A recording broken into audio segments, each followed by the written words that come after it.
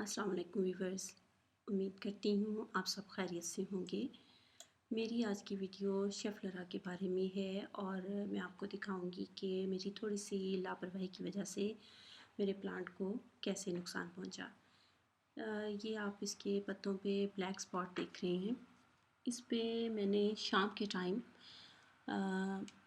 पत्तों को साफ़ करने के लिए स्प्रे किया और जिसकी वजह से पत्ते सही तरह खुश्क नहीं हुए और उन पे ये फंगस जो है वो लगना शुरू हो गई और उसके बाद ये देखें नीचे पत्ते कितना गिरना भी शुरू हो गए। मैंने इसका पॉट अभी तब्दील नहीं करना था, लेकिन जब मैंने इसका देखा तो इसकी मिट्टी बहुत ज़्यादा सौगी हुई थी। अगरचे मैंने इसको बहुत ज़्यादा पानी नहीं दिया था। तो इसकी मिट्टी अगर इतनी सौगी है तो इसकी वजह यकीनन यही है कि इसका ड्रेनेज होल जो है वो बंद हो चुका है। लिहाजा मुझे इसका पॉट भी अब तब्दील करना पड़ेगा। ये देखें ये कितनी आसानी से जो है इसके अंदर से निकल आया है। मिट्टी बिल्कुल सॉफ्ट हुई हुई थी।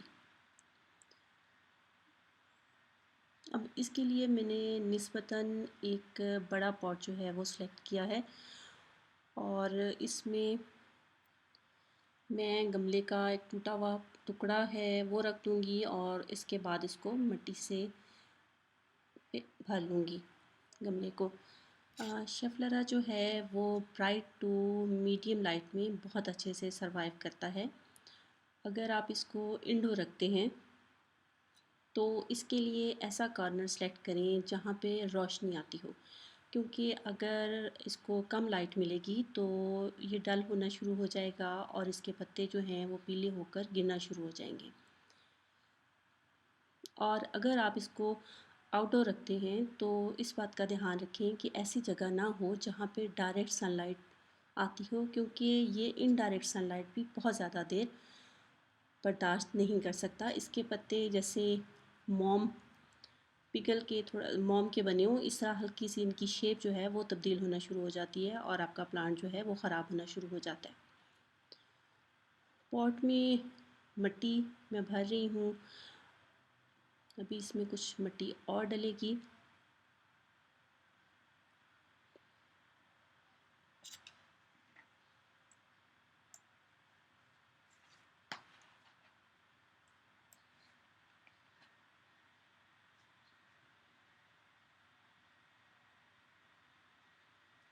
इसमें मिट्टी भरने के बाद इसको मैं अच्छे से हाथों से दबा के मिट्टी को दबा दूंगी ताकि ये जो प्लांट है वो अपनी जगह पे मज़बूती से कायम रहे। इसमें मैं अभी पानी नहीं दूंगी क्योंकि ऑलरेडी इसको पानी की वजह से कुछ प्रॉब्लम है। लिहाजा पानी इसको जो है वो मैं 1 से 2 दिन के बाद दूंगी।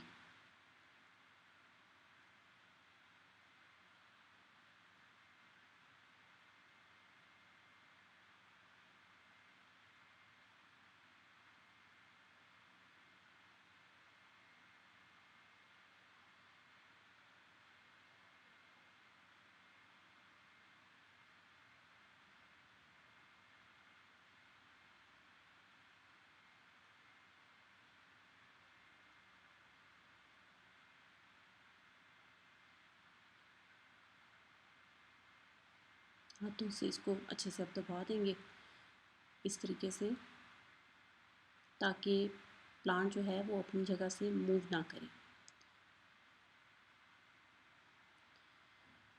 इसकी मैंने रिपोर्टिंग नहीं करनी थी, लेकिन अब इसका मैंने पॉट तब्दील कर लिया है तो मैं अब इस प्लांट की थोड़ा सा शेप को भी चेंज करने की कोशिश करूँगी, क्योंकि इसके कुछ पत्तों को तो मुझे रिमूव करना ही है।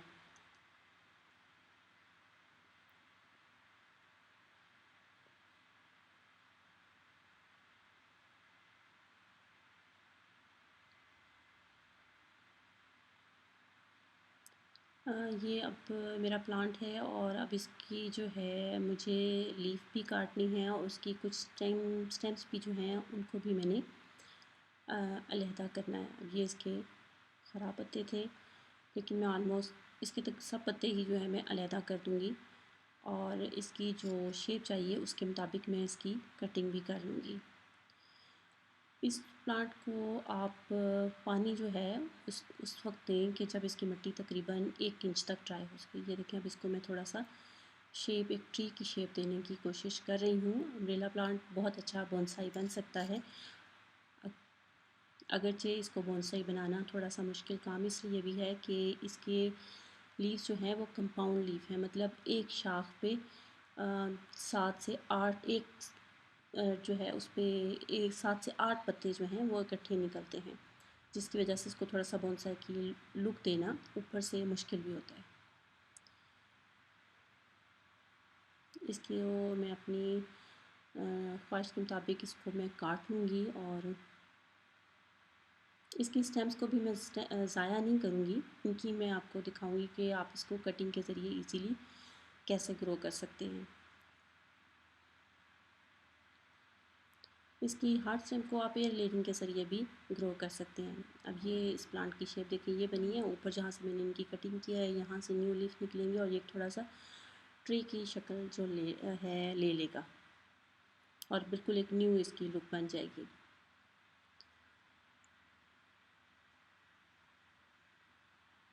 जो इसकी कटिंग काटी थी उनसे मैंने पत्ते रिमूव कर दिए हैं और ये देखें कि ये इसकी एक ज़रा बड़ी शाख थी, इसको मैंने अलहदा लगा दिया और कुछ कदरें छोटी थी, उन तीन थी, उन 3 को मैं एक अलहदा पॉट में लगा रही हूँ। 4 से 5 हफ्ते के बाद ये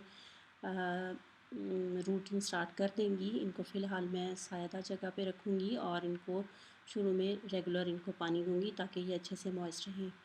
उम्मीद है मेरी आज की वीडियो आपको पसंद आई होगी। अगर आप कुछ और इन्फॉर्मेशन चाहते हैं तो और आपने मेरा चैनल गार्डनिंग फॉर बिगनर्स अभी तक सब्सक्राइब नहीं किया तो प्लीज़ इसे सब्सक्राइब ज़रूर कीजिएगा। आइंदा किसी और वीडियो के साथ आपसे फिर मुलाकात होगी। तब तक के लिए अल्लाह हाफ़िज़।